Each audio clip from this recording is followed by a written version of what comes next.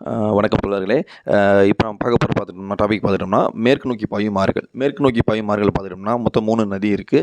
நர்மதை, தபதி, மாஹி, மொத்தம் 3 நதி இருக்குது. அதில் ஃபஸ்ட்டு நம்ம பார்க்குறது வந்து நர்மதை தான். நர்மதைக்கு வந்து இப்போ ஞாபகம் வச்சுக்கோங்க, நர்மதைக்கு வந்து 2 பிரதர் இருப்பாங்க, அண்ணன் தம்பிங்க. ஓகேவா? இது ஷார்ட்கட்டுக்கு ஞாபகம் வச்சுக்கோங்க. மத்திய பிரதேசத்தில் உருவாகுது. மத்திய பிரதேசத்தில் மர்கண்டாக் பீடபூமியில் 1057 மீட்டர் உயரத்தில் வந்து இந்த நதி உருவாகுது. இதோட மொத்த நீளம் பார்த்துட்டோம்னா 1312 கிலோமீட்டர். ஈஸியாக ஞாபகம் வச்சுக்கணும் அப்படின்னா 1312 அப்படின்னு ஞாபகம் வச்சுக்கோங்க. இதோட வடிநில பரப்பு பார்த்துட்டோம்னா 98,796 சதுர கிலோமீட்டர் பரப்பளவு வந்து இது வந்து வடிநில பரப்பு இருக்குது. இது 27 கிலோமீட்டர் நீளத்துக்கு பார்த்தோம்னா ஒரு நீண்ட கலிமுகத்தை வந்து உருவாக்குது. இது எங்கே கலக்குது அப்படின்னா காம்பே வளைகுடா வழியாக அரபிக்கடலில் கலக்குது. அதாவது குஜராத் அந்த மேப்பில் பார்த்தோம்னா நமக்கு நல்லாவே தெரியும். அந்த குஜராத்துக்கிட்ட அப்படி அந்த காம்பே வளைகுடா வந்து இது வந்து கடலில் கலக்கும்.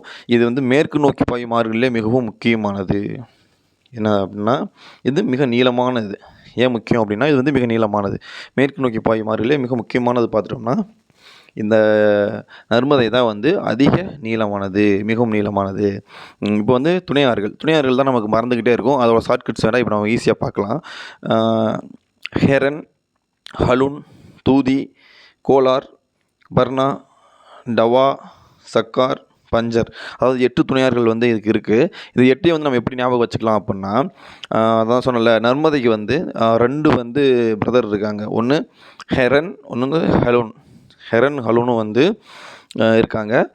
ஹெரன் வந்து ஹெலோனுக்கு வந்து தூது என்னென்ன அனுப்புகிறான் அப்படின்னா, கோலம் போட்டுக்கிட்டு இருக்கிற பர்னாவை டாவ் அடிக்கலாம் அப்படின்னு சொல்கிறான்.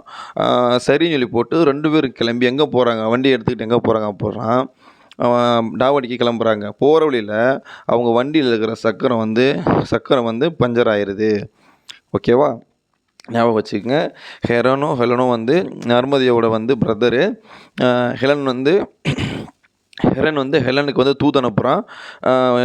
என்ன அப்படின்னு பார்த்துட்டோம்னா, கோலம் போட்டுக்கிட்டு இருக்கிற பர்னாவை வந்து டாவ் அடிக்கலாம் அப்படின்ட்டு சரின்னு சொல்லி போட்டு அவன் வண்டி எடுத்துகிட்டு போகும்போது அவன் வண்டியில் இருக்கிற அந்த சக்கரம் வந்து பஞ்சர் ஆயிடுது. இதான் ஷார்ட்கட்டு. ஸோ மறந்துடாதீங்க.